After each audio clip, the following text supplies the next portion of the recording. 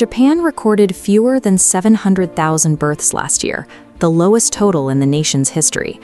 The government is panicking, deploying $25 billion annually in a desperate attempt to reverse the trend.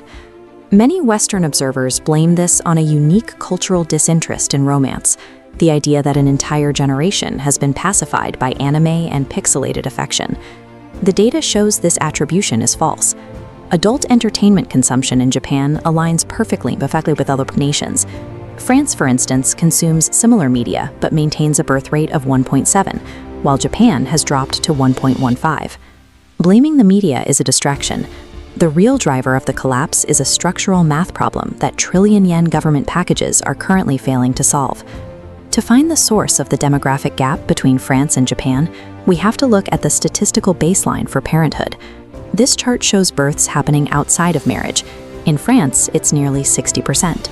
The UK is about half. Japan is 2%. That 2% establishes an absolute correlation. If you are not married in Japan, you are statistically guaranteed not to have children. Marriages have collapsed to their lowest level since 1933, despite the fact that Japan's population is twice as large today as it was then. This shift moves the investigation toward why family formation has become mathematically incompatible with economic survival. After the economic crash of the 1990s, the promise of corporate stability vanished. The labor market fractured into a two-tiered system that effectively destroyed the path to a middle-class life for millions. Today, 40% of young men are relegated to gig or contract roles. These positions offer no safety net, no seniority-based raises, and no promise of a future. This creates our first bottleneck. Researchers identified an absolute minimum income threshold of 3 million yen, about $20,000, required for a man to viably marry in Japan. 7 out of 10 young men in the non-regular workforce fail to hit that starting line. Before any social factors are even considered, wage stratification mathematically disqualifies the majority of the youth population from family formation. For those who clear the income hurdle, the geography of the modern economy creates a secondary trap. Career advancement is now strictly concentrated in high-cost urban hubs like Tokyo. Viral videos of beautiful, cheap rural homes are misleading. For young workers, moving to these areas is a form of economic exile. The high-paying jobs simply do not exist there. Survival in the economic center is becoming impossible. New Tokyo condos average over 100 million yen, and renting a 500 square foot space costs up to $2,300 a month. On top of that rent, the base cost of raising one child through junior high school exceeds $100,000. Adding the housing trap to our initial wage constraints reveals that even fewer individuals can bridge the gap between stagnant earnings and urban real estate prices. When the physical space required to house a family exceeds a worker's maximum lifetime earning potential, parenthood becomes an act of economic self-destruction. Couples who manage to secure both a high wage and an apartment then face a stalled gender revolution. Women entered the full-time workforce, but domestic and corporate expectations remained fixed in the 1970s. For women in Tokyo, the M-shaped employment curve's middle dip represents a career-ending cliff triggered by marriage or childbirth. Full-time working women still perform 25 hours of unpaid domestic labor weekly, bringing their total output to over 65 hours. Matahara, maternity harassment, functions as a quiet, systemic institutional purge of workers who can no longer offer undivided loyalty to the office. Men face a different pressure, a corporate culture that still demands 1970s-style breadwinners. Over 10% of the workforce logs more than 80 hours of overtime every month just to keep their jobs. Although paternity leave is legally available, utilizing it is culturally treated as a betrayal of the team, ensuring that fathers remain absent from the home.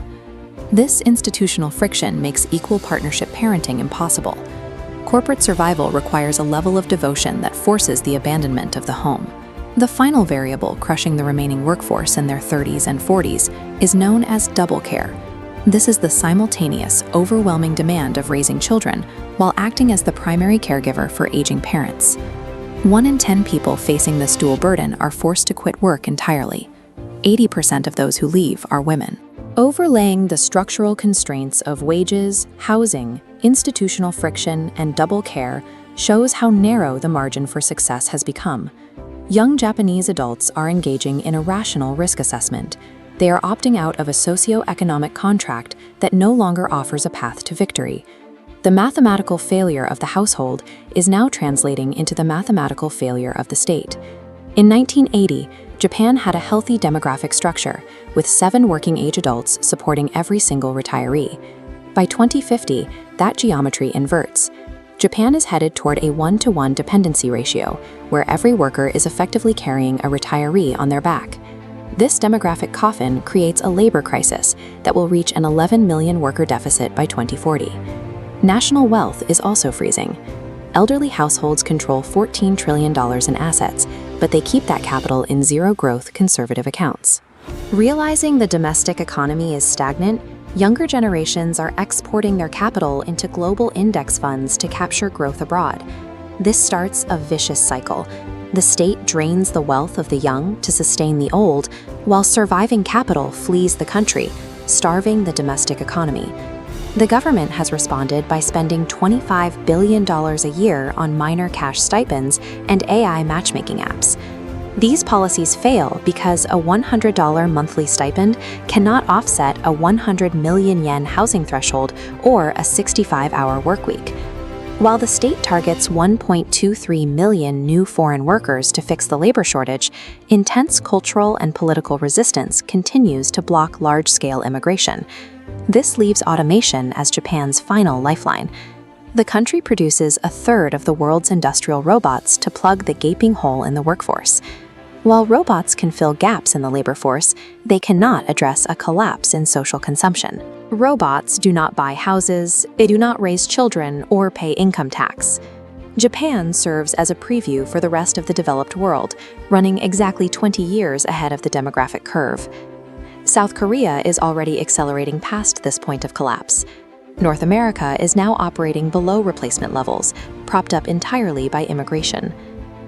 Modern global capitalism is predicated on the assumption of infinite population growth. We are about to discover what happens to global debt and consumption models when that growth permanently halts. Japan proves that when an economic system demands more than a household can safely generate, biological reproduction stops. The current generation is choosing self-preservation over a system that no longer supports life.